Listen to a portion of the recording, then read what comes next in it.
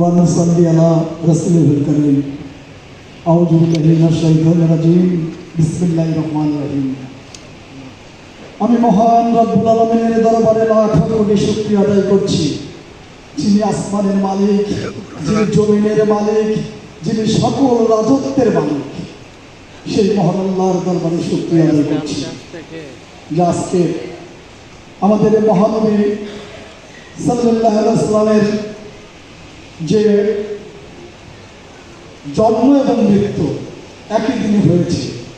আমরা রবিউল আউয়াল থেকে শিক্ষা নিই এবং আমরা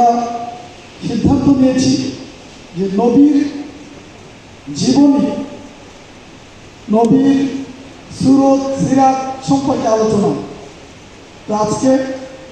Sirajganj chamber of commerce and industry এবং সিরাজগঞ্জ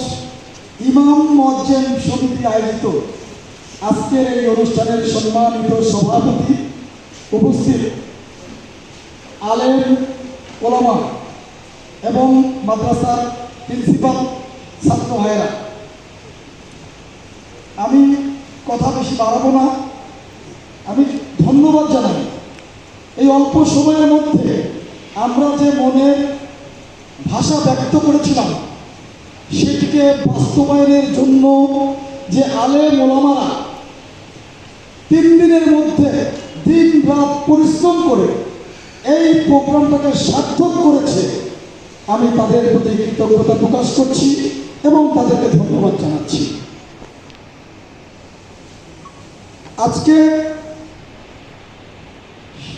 আমাদের নবী, যে নবীকে